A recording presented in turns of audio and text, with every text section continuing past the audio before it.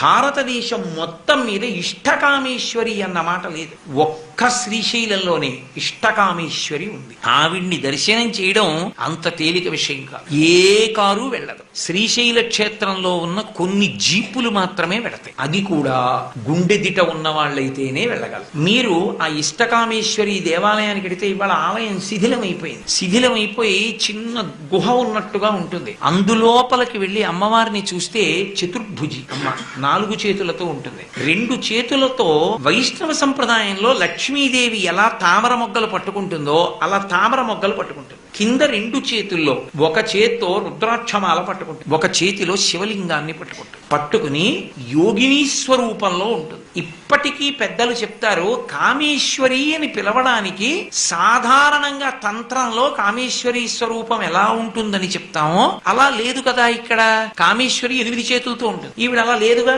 పైగా కామేశ్వరి కామేశ్వర అంటాం కదా, ఆ రూపం కాదు. మరి ఇష్ట కామేశ్వరి అన్నది లేదు. మరి ఎందుకు వచ్చింది ఈవిడ? ఎందుచేత అంటే శ్రీశైలానికి ఒక్కదానికే ఓ లక్షణం ఉంది.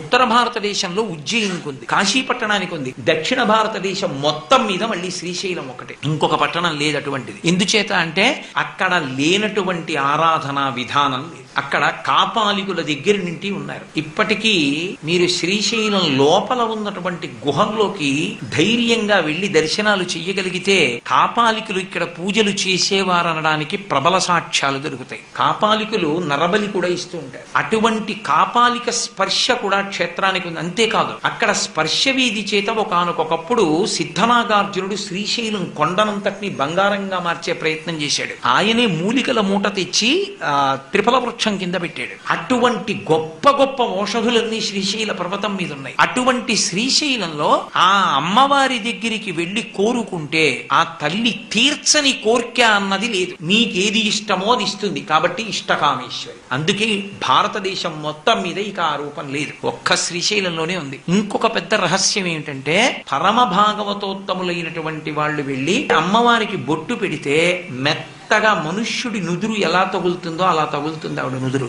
ఉలిక్కి పడతారు. ఈవిడ విగ్రహమా మానవకాంత అనిపిస్తుంది. ఆమె ఆయన లేనిదే ఉండదు. పక్కనే శివాలయం ఉండేది, కానీ ధూర్తులు శివలింగాన్ని కూడా పెళ్లగించేశారు. ఆ ప్రదేశంలో ఇప్పటికీ పెద్ద గొయ్యి ఉంటుంది. అసలు ఇంకొక పెద్ద చమత్కారం ఏంటంటే అక్కడ ఉండేదంతా చెంచు, ఎవ్వరూ నాగరికులు ఉండరు. మీరు అక్కడికి వెళ్లి కొంచెం కళ్ళు మూసు కూర్చుంటే సెలయేళ్ల ప్రవాహం చేత మీకు ధ్యానమునకు అత్యంత యోగ్యమైనదిగా ఉంటుంది. అక్కడ ఉండే చెంచుల్ని మీరు సంతోషంగా వాళ్ళని పలకరించి మాట్లాడితే వాళ్ళు తమ విలువిద్య విన్యాసం మీకు చూపిస్తారు. అటువంటి ఇష్టకామేశ్వరి దేవాలయం కాపాలికుల దగ్గర నుండి సాక్షాత్ శివావతారులైనటువంటి శంకరాచార్యుల వారి వరకు ఎన్ని సంప్రదాయాలు శైవంలో ఈ లోకంలో ఉన్నాయో అన్ని సంప్రదాయాలు శ్రీశైలానికి చేరి శ్రీశైల మల్లికార్జునుణ్ణి పూజించినవే.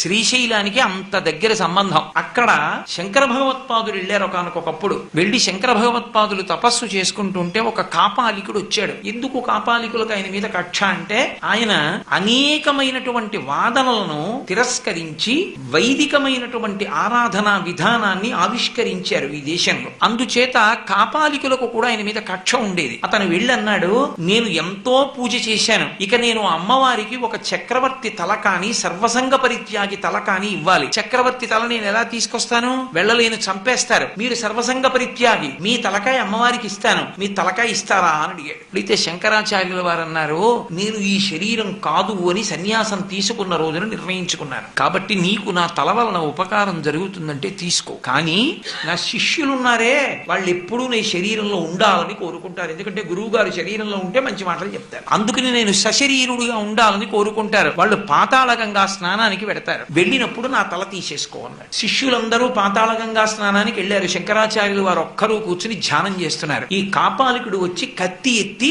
శంకరుల యొక్క కంఠాన్ని దునిమైపోయాడు. పద్మపాదాచార్యుల వారు శంకరాచార్యుల వారి 4 శిష్యులలో ఒకరు, వారికి నృసింహ మంత్రోపాసన ఉంది. ఆ నరసింహస్వామి ఒకనకొకప్పుడు అశరీరి అయి వరమిచ్చారు పద్మపాదాచార్యులు. ఆ పద్మపాదాచార్యుల వారికి వరమిస్తూ నృసింహస్వామి ఒక మాట అన్నారు, అవసరమైనప్పుడు నిన్ను ఆవహిస్తూ ఉంటాను అన్నారు. తన గురువు గారికి ఏదో ప్రమాదం వాటిల్లుతోందని అనుమానం వచ్చింది పద్మపాదాచార్యుల వారికి. నరసింహస్వామిని స్మరించారు, ఆవహించారు. పాతాళగంగ దగ్గరున్నటువంటి పద్మపాదాచార్యుల వారు ఒక్క దూకులో వచ్చేశారు కొండ మీదకి. వచ్చి శంకరాచార్యుల వారి మీదకి కత్తెత్తుతున్నటువంటి కాపాలికుడి యొక్క శిరస్సు ఖండించేశారు. నరసింహస్వామి స్వామి పద్మపాదులను ఆవహించి ఖండించేయగానే ఆ గడబిడకి ఒక్కసారి శంకర భగవత్పాదులు కళ్ళు తెరిచారు. చేతిలో కత్తి పట్టుకుని పద్మపాదులు కనిపెట్టారు. ఆయన వెంటనే అంతర్ముఖులై ఒక మాట అడిగారు, దీనికి నరసింహ మంత్రోపాసన ఉందా అని అడిగారు. ఉన్నది అన్నారు. వెంటనే శంకరాచార్యులు వారు లేచి నరసింహావతారాన్ని స్తోత్రం చేశారు ఆ కొండ మీద. శంకర భగవత్పాదుల్ని 2-3 పర్యాయాలు రక్షించినది, సశరీరంగా ఉంచేటట్టుగా చేసినది నరసింహావతారం. అటువంటి నృసింహుడు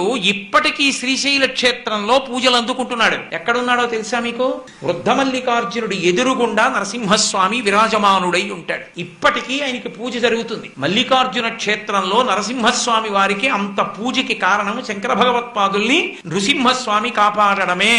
శంకర భగవత్పాదులకి ఆ క్షేత్రంతో స్పర్శ ఉంది. అలాగే శివాజీ మహారాజ్ ఆయన మహానుభావుడు, ఈ దేశానికి 2 గొప్ప సేవలు అందించాడు ఆర్షధర్మాన్ని నిలబెట్టడానికి.